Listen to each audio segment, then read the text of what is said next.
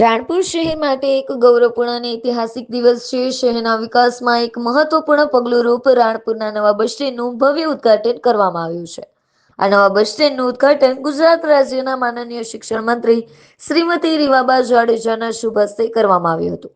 આધુનિક સુવિધાઓથી સજ્જ આ બસ સ્ટેન્ડ રાણપુર શહેરના નાગરિકો તેમજ આસપાસના ગ્રામ્ય વિસ્તારો માટે યાતાયાતને વધુ સુલભ, સુરક્ષિત અને સુવિધાજનક બનાવશે. આ પ્રસંગે સ્થાનિક આગેવાનો, અધિકારીઓ અને મોટી સંખ્યામાં રાણપુર નાગરિકો હાજર રહ્યા હતા.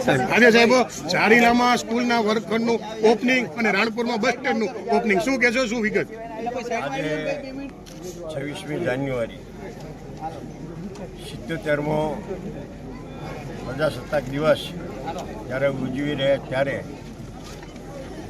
આપણા ગુજરાત રાજ્યના શિક્ષણ મંત્રી અને આપણા બોટાદ જિલ્લાના પ્રભારી મંત્રી એવા રીવાબા જાડેજાની ઉપસ્થિતિમાં આજે જાળીલા પ્રાથમિક શાળાનું લોકાર્પણનો એક કાર્યક્રમ હતો.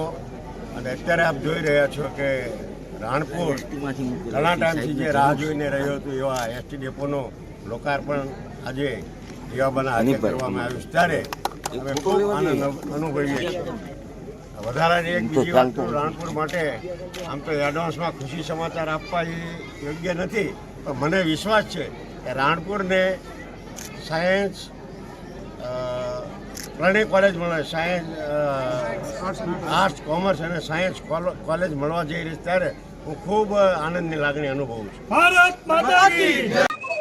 રાણપુર બસ સ્ટેન્ડનું ઓપનિંગ કરવામાં આવ્યું હતું, રીવાબા જાડેજા હતા. કેવી રીતે કાર્યક્રમ હતો? આજે રાણપુર ગામે નવા બસ સ્ટેન્ડનું લોકાર્પણ કરવામાં આવ્યું છે. આ બસ સ્ટેન્ડની જમીન પણ રાણપુરના વતની એમને દાનમાં આપેલી છે, ત્યારે મને ખૂબ આનંદ થાય. એમને પણ હું ખૂબ ખૂબ ધન્યવાદ આપું છું. આ બસ સ્ટેન્ડના લોકાર્પણમાં આપણા રાજ્ય કક્ષાના મંત્રી રીવાબા જાડેજા, આ વિસ્તારના ધારાસભ્ય કાળુભાઈ, સંગઠનના પ્રમુખશ્રીઓ, તમામ આગેવાનો, ચૂંટાયેલા તમામ પ્રતિનિધિઓ, પત્રકાર મિત્રોની હાજરીમાં આ બસ સ્ટેન્ડનું લોકાર્પણ આજે કરવામાં આવ્યું છે. ત્યારે આ નવા બસ સ્ટેન્ડથી રાણપુરના લોકોને સારામાં સારી સુવિધા મળશે એનો મને ખૂબ જ આનંદ છે. હાલમાં ધારાસભ્ય શ્રી દ્વારા જણાવવામાં આવ્યું કે રાણપુરને આર્ટ્સ, કોમર્સ અને સાયન્સ કોલેજ પણ આપવામાં આવી છે. ક્યાં સુધી સાહેબ કોલેજનું નિર્માણ થઈ છે?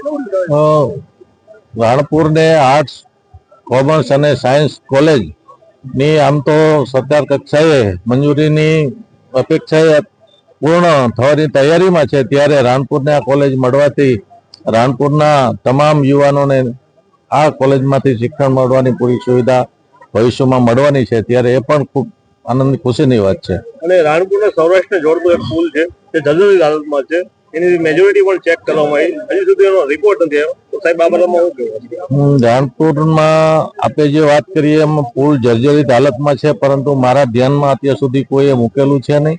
પણ આવો જો કોઈ પુલ જર્જરિત હોય તો ચોક્કસ આની હું ઉપર કક્ષાએ રજૂઆત કરી અને આ પુલ જલ્દીમાં જલ્દી વહેલી તકે નવો બને એના અમે સાથે મળીને પ્રયત્નો કરશું.